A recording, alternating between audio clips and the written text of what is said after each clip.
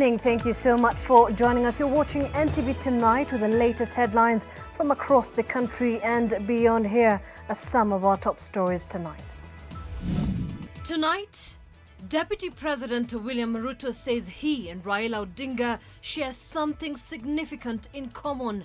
Mahali ninakubaliana na former Prime Minister. Yeye kama vile mimi tunaamini katika chama ya kitaifa. DP leaves tongues wagging, but the branding and battles rage on.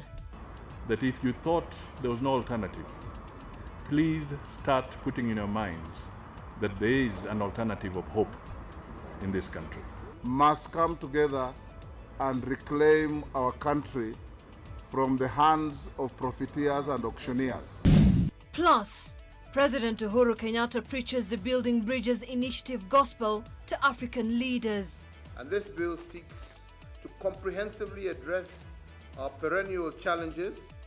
Back in the House, BBI is hitting headwinds as Senate and National Assembly disagree on amendments. The BBI Constitutional Amendment Bill is a done deal. Parliament has no role. Also tonight, Kenya records the highest new COVID-19 infections and deaths in Africa in the past month. 60 more revelers flouting protocols sentenced to community service. Some of them were also arrested in the estates. And Kisumu County askaris who dragged a hawker with a pickup truck suspended. The Law Society demands arrests as it takes up the case.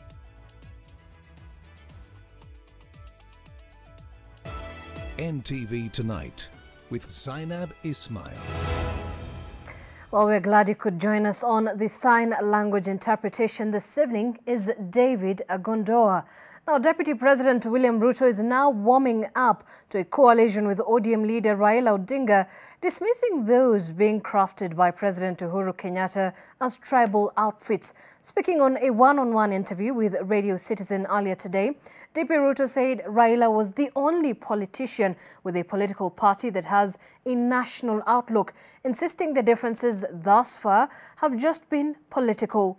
NTV's senior political reporter Kennedy Mureithi explores this scenario and pointers that may lead to a potential coalition for 2022. The last time Deputy President William Ruto and ODM leader Raila Odinga worked together was in the 2007 elections, but fell out after the coalition agreement between Raila and President Mwai Kibaki. Recently, there have been signs of a possible coalition in the making as they both face frustrations from President Uhuru Kenyatta. In an interview with Radio Citizen early Thursday, DP Ruto was asked if he would work with the former Prime Minister. Watu wengi wanaona ya kwamba niko na tofauti ya kimawazo na former Prime Minister. Haya ni tofauti ya kisiasa. Lakini mahali ninakubaliana na former Prime Minister. Yeye kama vile mimi tunaamini katika chama ya kitaifa. Just like DP Ruto, Odinga has been uncomfortable with the entry of his NASA principles into the agreement he has with President Uhuru Kenyatta and has since blown hot and cold on where he stands regarding the future of their engagement. Ruto also lashed out at what he says is a scheme to bring together tribal chiefs, accusing President Kenyatta of abandoning their Jubilee Party ideals that majored on dismantling tribal chiefdoms. Ruto now says there is a push to block his 2022 bid by propping up tribal kings. Yesterday, President Kenyatta also met 3 governors from the coast with the same message, let us unite. Kuna msukumo mkubwa saizi. Ford Kenya inaambiwa lazima iwe chama ya watu wa Western. Iwe chama ya watu wa Western. Watu wa Western wote mendeni pale. Hii ingine ya Wiper ikuwe chama ya watu wa Ukambani, endeni pale. Kuna sasa wanasukumwa wengine, nyinyi watu wa Coast, endeni tengenezeni chama ya Coast. Lakini hawa ambao wanawaambia endeni mtengeneze chama ya kabila, kwa sababu ukianza safari ya kugawanya watu, hautajua mahali ya kusimamia. DP Ruto says the plan will not succeed. He has for the first time expressly said he was ready to ditch the Jubilee Party. Ikifika pale mahali ambapo itashindikana, kwamba hawa watu wameamua vile wewe umesema kwamba wametangaza wazi kwamba hawataki wengine wetu katika chama ya Jubilee, basi itabidi tuwe na mpango mbadala. Tangu ni waje kusukuma Agwambo, mumeona amepata kitu kingine yoyote? Recently, while on a tour of Busia County, DP Ruto had called on Raila to ditch his NASA partners and President Kenyatta to come and work with him. Siku ile niliwaachia kina Kalonzo, nikawaachia kuna Mudavadi, nikawaachia kina Weta. Si waliangaisha huyo baba, sasa ni mtu tu ya kutembea barabara. Sasa hiyo watu ni watu bure. Tangu ni waachia, wamesukuma huyo baba, amefikisha yeye mahali popote. Ruto also seems to support moves by some of Raila's allies for Parliament to make changes to the Constitutional Amendment Bill 2020. Mimi ninaamini ya kwamba mahali pale tumefika sasa, pale katika bunge tunaweza bado kurekebisha mambo kadha. Kennedy Muredhi, NTV. Well, meanwhile, the One Kenya Alliance incorporating political parties, that is Wiper, NC, Ford Kenya and KANU, will not field candidates in the upcoming by-elections and instead will support the Jubilee Party. Leaders of the political parties have also accused the Orange Democratic Movement of victimizing other parties in the former opposition coalition, NASA. A few weeks after winning the by-elections in Kabuchai, Matungu and Machakos, Wiper Party leader Kalonzo Musyoka, Musalia Mudavadi of ANC, Ford Kenya's Moses Wetangula and KANU chairman Gideon Moi maintain that their alliance is the political alternative the country needs ahead of the 2022 general elections. This alliance is a breath of fresh air from the toxic and divisive politics this country has witnessed in the recent past. For a while now, ODM has accused them of portraying themselves as co-principals in the handshake equation, accusing them as latecomers who want to profit from the deal between President Uhuru Kenyatta and Raila Odinga. But the leaders have vowed to continue working with Jubilee. This alliance will not field the candidates in the Garissa senatorial contest. This alliance will not field a candidate in Juja. We will support the Jubilee candidate as well. And this alliance will now not field candidates in Bonchari. The removal of ANC's Cleophas Malala as Senate Deputy Minority Leader by ODM members is the latest, clearest signal of the end of the former opposition coalition NASA. As NASA members, they are unhappy. We must move away from politics of blackmail. What we are seeing in the event of Malala, or what we saw with Wetangula many months ago, was somebody trying to blackmail Kenyans. Meanwhile, the National Reconstruction Alliance has nominated Eric Oiga Nyakea to fly the party's flag in the upcoming Bonchari by-election. Certificate to United Green Movement Party settled on former Kisii woman rep Mary Sally Kera to pass its ticket in Bonchari. I want to appeal to the people of Bonchari that this is the time that we also consider the young generation. We cannot talk about the tomorrow, that our future is tomorrow, and yet the future is now. I'm better blessed to be elected in Bonchari. I know the problems of people of Bonchari. I know their needs. The by-elections in Bonchari, Juja and Garissa will be held on 18th May this year. Vincent Oduor, NTV. Well, the coronavirus may have once again pressed pause on the BBI reggae, but the game of musical chairs is still on. Having won the support of county assemblies, the onus to either approve or reject the bill now rests with Parliament. But how much of a difference will their vote make? Well, Olive Barrows sought the counsel of a legal expert who holds the view that the BBI train has left the station and the last stop is a referendum, whichever way Parliament votes. The BBI ball is in their court. But what are the rules of the game? Can Parliament make changes to the Constitution of Kenya Amendment Bill 2020? Or would that constitute a foul? The House is divided. Nobody should think that Parliament and the Senate is a mere debating club, and people should not be childish. There is no way that this House is even going to change a comma, not even a comma. The BBI Constitutional Amendment Bill is a done deal. Parliament has no role. It cannot open because it has been characterized as a popular initiative-driven process. The signatures were collected on the basis of what was presented to the people. IBC verified those signatures on the basis of the bill that was presented to it. That bill was submitted to the county assemblies. They debated it without altering anything. So the BBI Constitutional Amendment Bill particularly is destined to terminate at the referendum, whichever way Parliament deals with it. If all roads lead to a referendum on account of the protected provisions of the Constitution that the BBI bill seeks to amend, then why did the constitutional framers require that it first pass through the hands of the national legislature? The only forum that you can have a sober, objective, dispassionate debate on the Constitutional Amendment Bill is in Parliament. The rallies are about political euphoria. Already, the process through which an additional 70 constituencies would be created has been called into question. Should it then not be possible for Parliament to negotiate an acceptable middle ground? The law permits the promoters of this bill to recall it. But because recalling the bill has serious political ramifications going into the next election, they would rather not recall it. They would rather live with the consequences.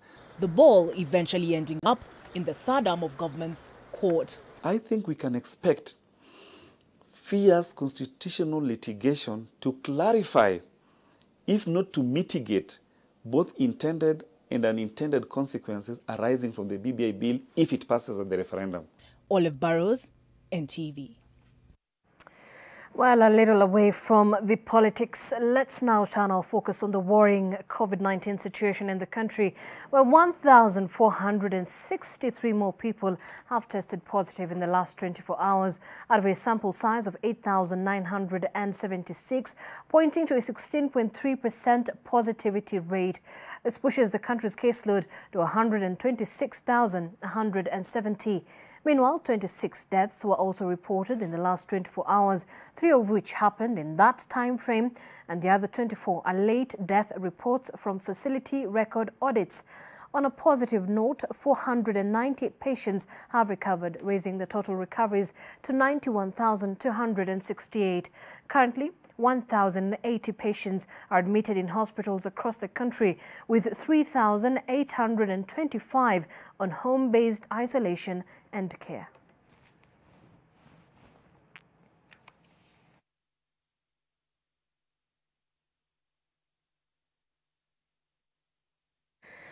Meanwhile, Kenya has recorded the highest increase in COVID-19 deaths and infections in Africa in the last 4 weeks.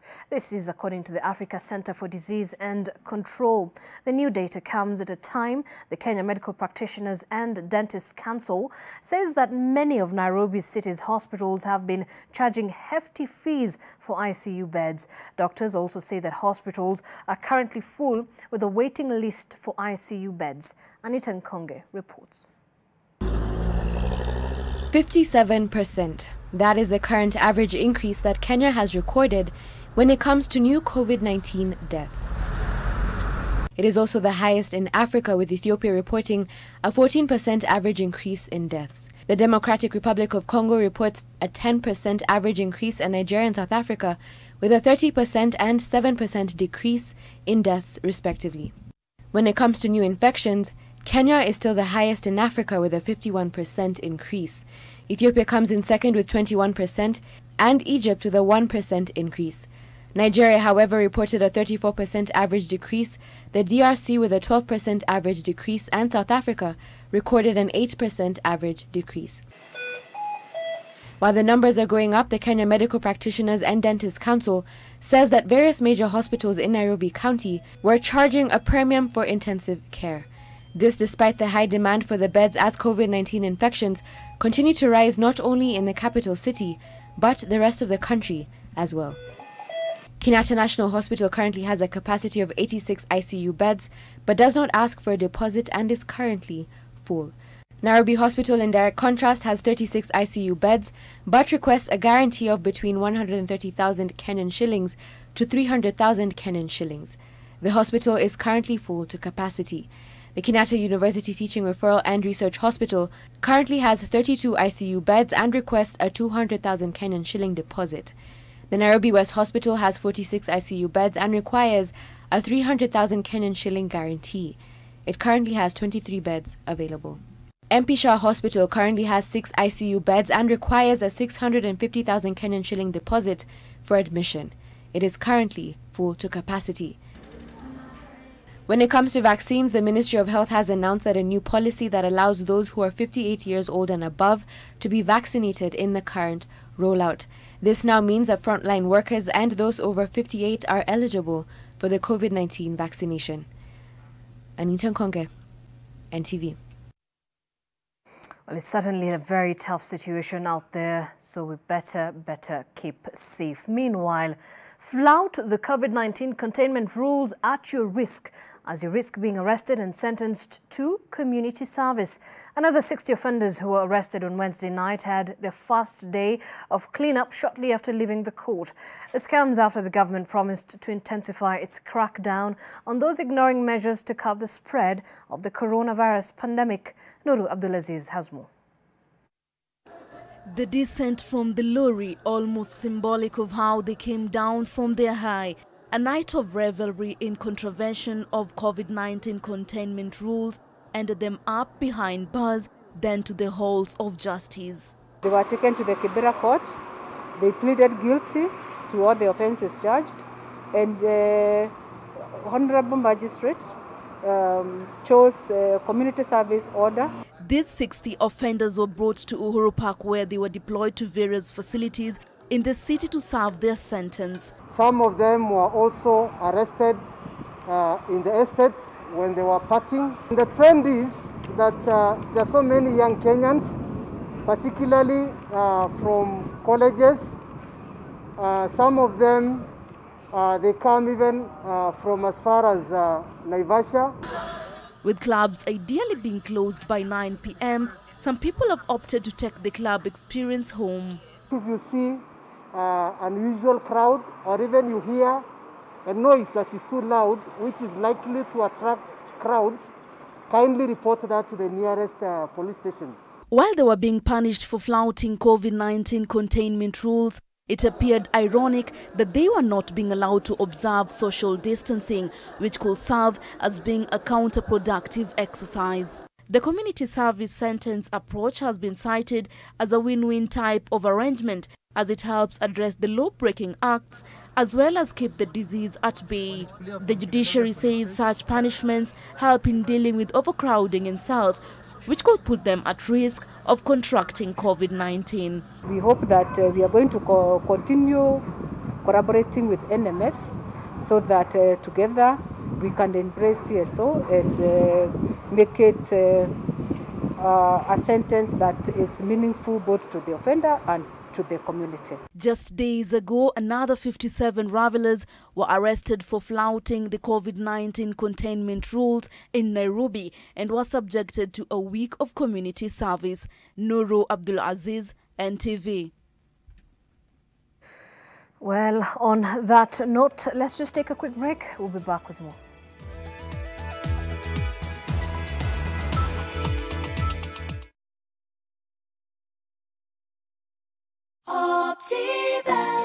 Baby shark, have you seen this beautiful place? Mommy, what is Welcome to Garden of Joy? Buy a value-added plot of land at the Garden of Joy off Kangundo Road that has solar street lights, elevated water tank, and guaranteed security. Deposit 700,000 and get 16K and your Istanbuzi is sorted. Call us on 0790 300 300. For a better tomorrow, don't forget to do the 1, 2, 3 with Colgate every night.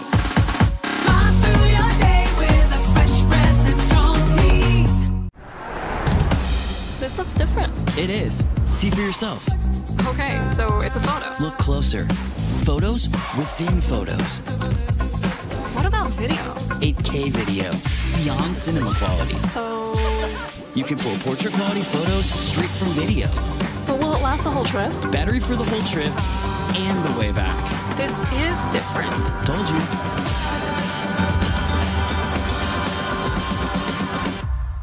Standing tall at the heart of Tattoo City lies Lifestyle Heights, a prestigious property in a prime area offering you spacious 2 and 3 bedroom and 3 bedroom plus DSQ apartments. With state-of-the-art amenities, Lifestyle Heights offers you constant water supply, round-the-clock security, green and open spaces such as the pergolas and kids play area, lifts, among many other amenities. Contact us and come see us for an amazing open day on the 27th and 28th of March. Health is wealth, and a healthy body works just like a machine. With many moving parts, it's all about what's inside. We like clockwork operations. Blending efficiency with quality has always been our drive. Every step of the way, our ambition is to achieve maximum health benefits out of our selection of maize and wheat flour. From our grain selection, sorting, and processing, we produce the only toxin-safe flour, the first of its kind in Kenya, a nutritious flour that keeps your family rich. Because health is wealth. Exposure to aflatoxins is associated with an increased risk of cancer. Ajab is a certified toxin-safe flour. Parenting is all about learning when to be tough and when to be gentle. Tough, gentle. But when it comes to fever, you need to be both. Panadol Baby and Infant starts to work on fever in 15 minutes and is gentle on the tummy. Tough call. Panadol Baby and Infant. Tough on fever, gentle on your child.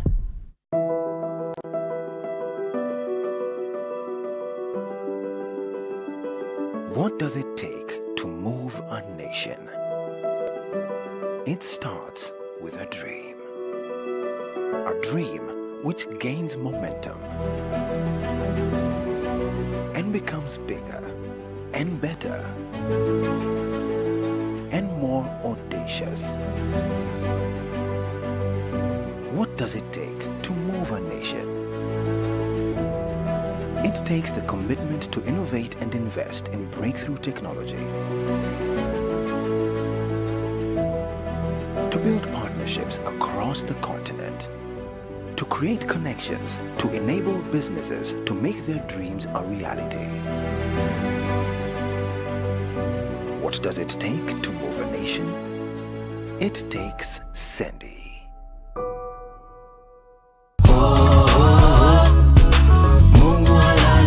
This week on The Trend. Oh, somebody shut the front door. Look at us getting it through the window. Flow, flow, we on the flow. If you didn't know, no, now you know. I gonna,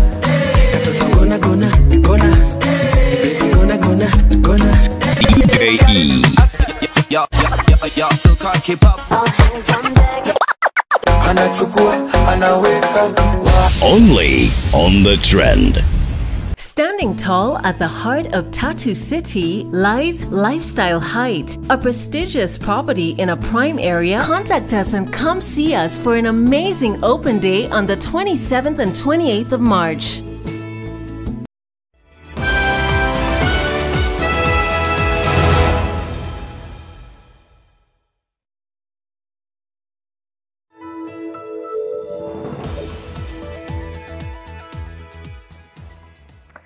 Well, thank you for staying with us. You're watching NTV Tonight. Now, the use of modern methods of family planning in the country has increased during the coronavirus pandemic, contributing to the decline in numbers of unintended pregnancies. This is according to data from the Performance Monitoring for Action, a consortium that generates surveys monitoring key health indicators in 9 countries in Africa and Asia. Well, there was a 5% increase in the number of people using contraceptives from 56% in 2019 to 61% in 2020. This uptick may have contributed to the decline in unintended pregnancies from 42 to 37% in the same period. Well, the survey also reveals that married women use modern contraceptives more than their unmarried counterparts, 58% in 2019 and 62% in 2020, as compared to 56% and 61% in the very period for the latter group. And despite the willingness of women to plan and space childbirth, more than half, which is 56%, said they did not get comprehensive information on receiving the family planning services. However, public and private hospitals in the country continue to experience stockouts because of interruption in the supply chain. Majority of the hospitals, 70%, said they ordered the commodities but did not receive. But generally, the report shows Kenya meets about 76% of the demand for contraception by modern methods, a slight increase from 70% in 2014 and 74% in 2019. We are seeing that the injectable use is decreasing, but there is an increase in use of longer-acting method, which is the implant. So clearly, short-acting methods are decreasing in terms of usage, and more women are using long-acting, reversible, or permanent methods. And that difference is important because the long-acting are much more effective, so they are more protective for a period of time. The Ministry of Interior has this Thursday held a meeting with 25 development partner missions in Nairobi to iron out key issues on refugee rights as the government of Kenya goes ahead with its plans to close the Dadaab and Kakuma refugee camps. The UNHCR states that it wants to engage Kenya to safeguard the rights of those affected. Kenya insists that over the 30 years of their existence, the camps have become infiltrated with groups threatening the security of the country. Leila Mohammed reports. A meeting between the Cabinet Secretary for Interior Fred Matiang'i Thursday with representatives from international organizations like the United Nations, the World Bank and IMF could be an indicator that Kenya means business and isn't backing out of its intention to return about 500,000 refugees back home. Any country that have signed the convention relating to protection of refugees, even those that have not signed, have a specific conditions or expectations. So one of them, they're expected to give refugees protection, basic safety, because these refugees are coming from countries where their life is threatened. According to the UNHCR Convention on Refugees that guides host countries and those seeking refuge, every refugee should conform to the laws of the land. Contracting states are required to apply the provisions of this convention without any discrimination. Refugees should be treated and have the freedom to practice their religion, and a contracting state shall accord refugees the same treatment as aliens generally. Kenya says that over time the security inside its borders have been threatened by acts of terror, which it says have been planned from within the camps. The biggest threat is not the refugees. They are as worried and fearful as anybody else who is not secure. So the Kenyan government, instead of threatening the refugees, it should follow the protocol of how to deal with the problem in Mogadishu. The UNHCR refugee protocols state that nothing in this convention shall prevent a contracting state in time of war or other grave or exceptional circumstances from taking provisional measures which it considers to be essential to the national security. So we need to find the people creating the idea itself of militarizing and therefore creating a security problem for us, and these people live together. So we first need to define if we want to do it legally without subjecting refugees to secondary victimization. Pundits have seen the position taken by Kenya as suspect, coming at a time when the two countries are battling over a maritime border before the ICJ. Although the focus is on Somali refugees, the camps host different nationalities. And this is where we are finding a challenge, which now pushes us to only one way. forceful return. Kenya has insisted that it is no longer going to dialogue over this matter and wants the closure soon. Leila Mohammed, NTV. Meanwhile, 12 Kisumu County enforcement officers captured on camera manhandling a female hawker have been suspended from work. Kisumu Governor Anyang' Nyong'o bowed to mounting pressure and sent the rogue county askaris packing pending investigations. And as Ouko Kusa reports, the Law Society of Kenya is now demanding for the arrest of the officers and threatening to go to court on behalf of the victim's family.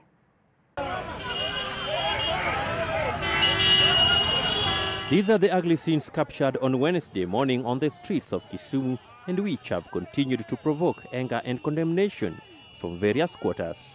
The LS Kisumu chapter has immediately commenced private investigations into this matter with a view to seeking redress for the helpless victim of this serious crime. On behalf of FIDA Kenya, I would like to request the governor to take up this matter very seriously, give it the serious attention that it deserves. Also joining the list of those calling for punitive measures against the askaris are members of the County Assembly of Kisumu. We are not going to allow some city askaris to joke with our women in this county. I want to condemn the act because people are not employed to come and make sure that our women don't do businesses in town. Following the mounting pressure, the county government has caved and is now taking action. They shall be subjected to internal disciplinary process to account for their actions. The county, however, says that preliminary investigations suggest that it was the woman who clung to the moving vehicle that was filmed dragging her. The action of enforcement officers are regrettable as much as the hawker herself failed to take regard to her own safety. So far, the investigations have narrowed down to 4 officers who were in the truck at the time. The driver made an unfortunate and regrettable decision to drive off while the hawker was still clutching onto the pickup rail, demanding her wares back.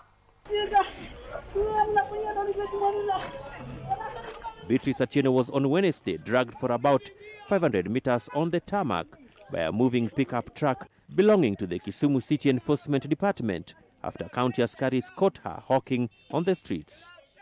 The incident has left questions on the manner in which county officers discharge their duties. Who gives them direction?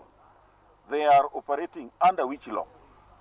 Because we did pass the county enforcement bill which came into law, and they are supposedly using some regulations which have not been brought into this assembly. These law enforcement officers are supposed to operate within the prism of certain laws. Unfortunately, I'm not very sure if they are following those laws.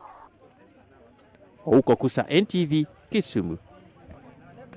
Well, not just unfortunate, but inhumane as well. We certainly hope justice will be served. We'll take a short break. When we come back, Julian Amboko will be taking us through the day's business news. Stay with us.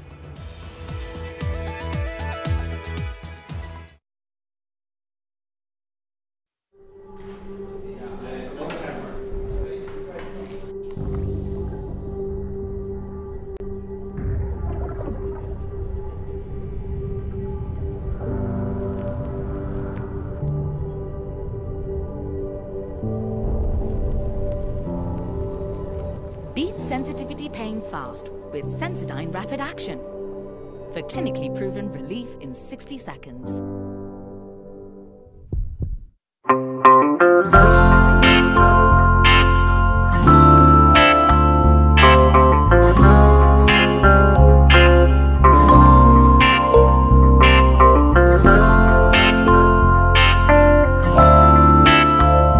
Breaking news from Molfix. Let's see what they're developing right now. Pants is just for me. It really feels very comfy. Molfix pants with anatomic fit technology. New Molfix pants, an invention from babies for babies. You should also try Molfix. With the Stay Soft refill, saving money is as easy as snip, pour, mix with water and shake. Soft refill. It's 2 liters of Stay Soft for up to 30% less.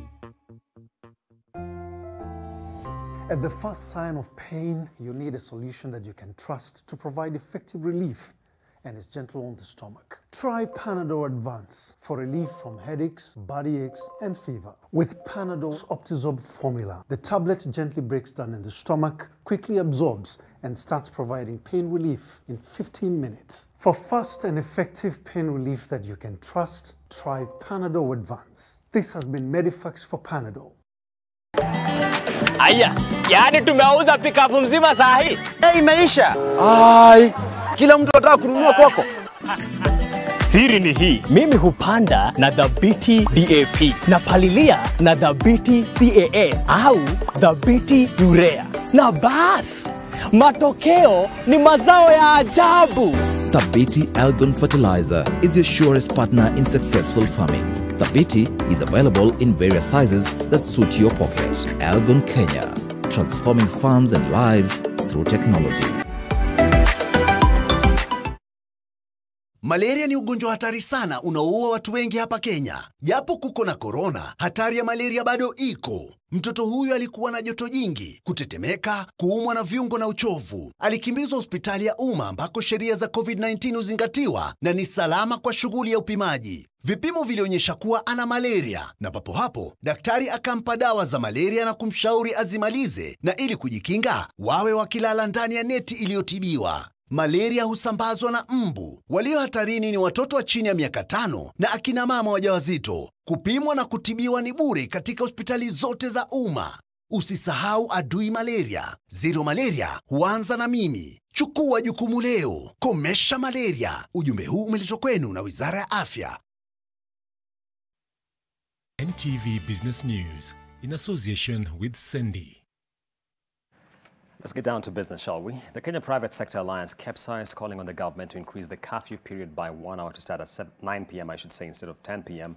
to help mitigate the dangers posed by the third wave of COVID-19.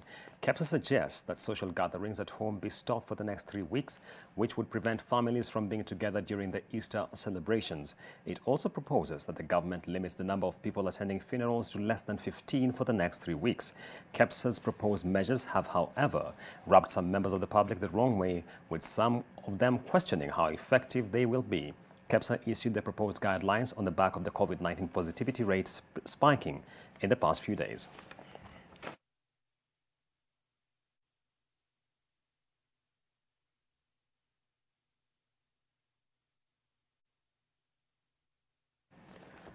And on to matters industry. Manufacturers have urged the government to harmonize laws, policies and regulations at the national and county levels to drive the competitiveness of local industry and lower the cost of doing business.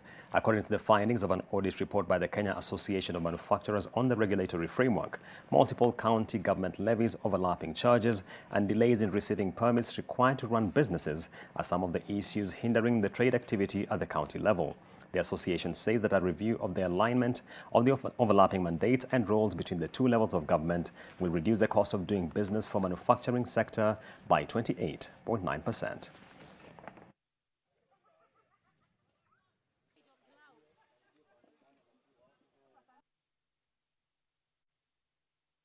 I remember in construction, for instance, you have the Department of Safety, or DOSH, that is from Labor, and then you have NCA also trying to regulate the safety on a building site and so on.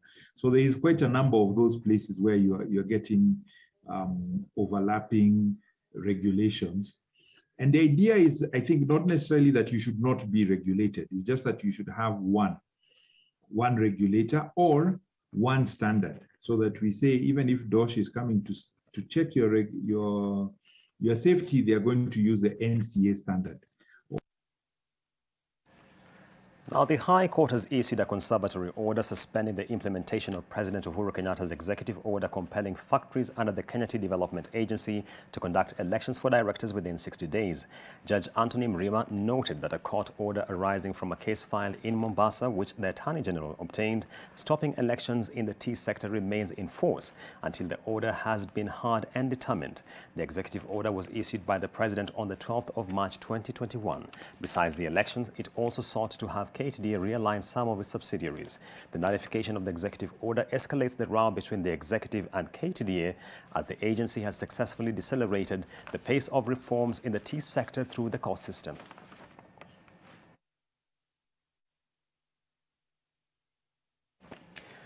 And on to the capital markets. Standard Chartered Bank's net earnings for the full year ended December 2020 stood at 5.3 billion shillings, down 40.4% compared to the net earnings reported in 2019. In the period under review, the bank's total interest income stood at 23.7 billion shillings, marginally lower than the income generated the previous year.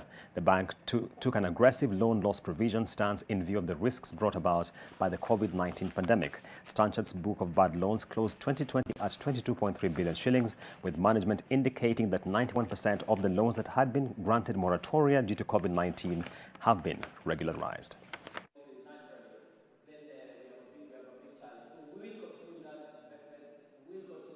We had a very strong growth in our liabilities, really a function of the strategy that we have. We want to be a collections and payments bank, so we've deployed the platforms that we have straight to bank, and that really has meant we have won new mandates, and also clients have given us a bigger wallet. And now back to logistics. A number of maize importers are facing losses running into millions of shillings after their consignments were denied entry at the Lunga Lunga Horohoro one-stop border post. The traders claim that over 30 trucks carrying maize from Tanzania have been stuck at the border for 3 weeks now. The situation arose following the ban on maize imports by the Agriculture and Food Authority earlier this month due to the hazardous quality of maize that was being received. Some of the farmers from Tanzania claim that samples of their maize have been taken for analysis but have not received feedback from the involved agencies on the results.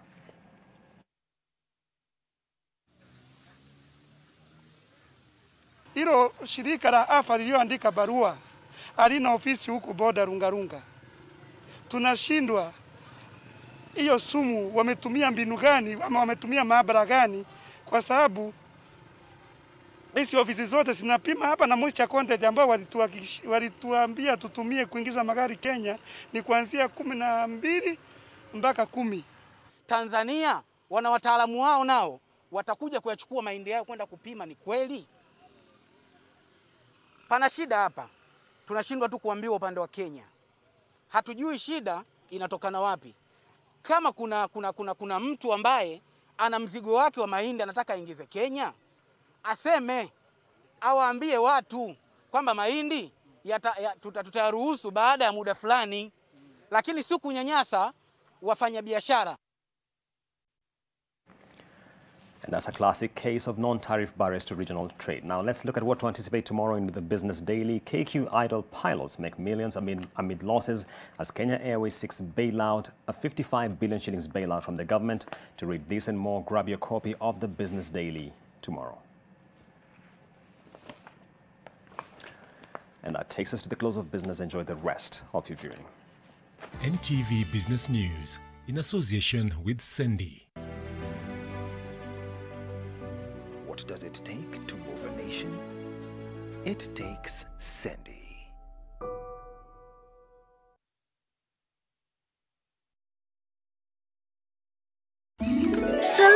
Selena! Don't get puzzled. She's my twin. I shine your toilet. And I bathroom. So, is your bathroom clean? Yes! Presenting the new Harpic Bathroom Cleaner.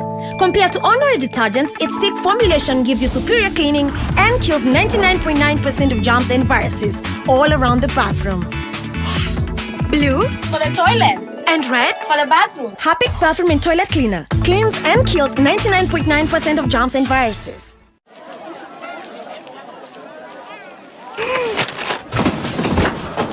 Do your gums hurt? Yeah. Does your toothpaste contain sage, eucalyptus, myrrh, chamomile? All that in one toothpaste? Yes, try Colgate Herbal. Colgate Herbal contains nature's best herbs and Colgate's fluoride technology to give you strong teeth and healthy gums. Ah, Colgate Herbal. Let's go.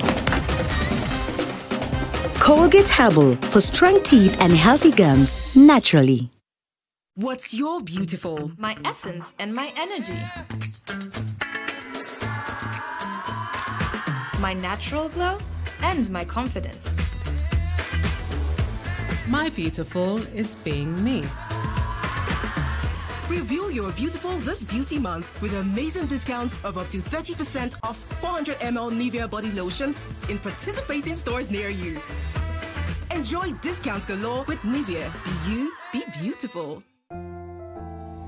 At the first sign of pain, you need a solution that you can trust to provide effective relief and is gentle on the stomach. Try Panadol Advance for relief from headaches, body aches, and fever. With Panadol's Optizorb formula, the tablet gently breaks down in the stomach, quickly absorbs, and starts providing pain relief in 15 minutes. For fast and effective pain relief that you can trust, try Panadol Advance. This has been Medifax for Panadol. Raukia siku njema na tunukiwa offers kila siku. Pata offers zote mahali pamoja ili uongee zaidi, utume SMS zaidi na ubrowse zaidi. Wewe usijali, tuma namba ya kila supplier kwa hiyo soko. Nitajua nitaongea na kila mmoja wao. Very good. Piga *444 kutunukiwe credo double. Raukia siku njema na tunukiwa offers kila siku. Unscripted with Grace. Unajua huyu mtoto wako hayuko normal. She has Down syndrome. I was shocked. It's all about celebrating children with Down syndrome and their caregivers. He likes the kid a lot, but he never shows up. She was a sacrifice that you give her out so that you can get money. Oh no. Wish I could afford the therapy he needs so that maybe he can really fully walk. Our guests share the special stories that bring hope and strength to the community of mothers raising children with special needs. So tune in this Saturday at 8 p.m. with me, Grace Msalami.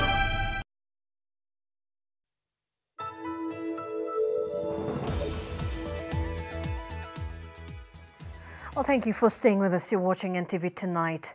Mourners attending the funeral service of veteran journalist Robin Njogu at the All Saints Cathedral in Nairobi have poured commendatory tributes for him. Njogu succumbed to COVID-19 at the Aga Khan Hospital last week, where he was undergoing treatment. In prayer and with conviction, the gathering here seek the Creator's intervention to help them deal with the passing of their loved one.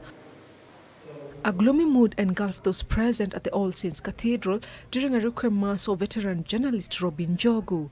At the time of his death, Robin was the managing editor of radio at the Royal Media Services. He succumbed to COVID-19 related complications at the Aga Khan Hospital, where he had been at the intensive care unit for more than a week. His family will remember him as a friend, mentor and family man who always made time for them despite his busy schedule. Robin's children are his life. He was there for all their major events in life. We'll miss your guidance, discipline and cover that has made us who we are today. You taught us to be neat and excellent in all our ways. Dad, we will miss our movie nights with you. We are still in denial that you are gone, Robbie. But day by day, we will have to accept that the focused, hardworking, and humble brother that we loved so much will no longer physically be with us. His colleagues described Njogu as a patriot and a man who stood for journalistic excellence. His firm and visionary leadership ensured high-quality products across all of our 13 radio stations, a majority of which are leaders in their respective markets. At a time when news was most threatened with rising social media and disinformation, you held strong. The late Njogu will be buried on Saturday at his home in Cherengan, Trans Nzoia County. He survived by his wife and 3 children. Uzongoi, NTV. A good man indeed, and once again may his soul rest in eternal peace. Let's take a short break. When we come back, Aida Waringa will be taking us through the day's sports news.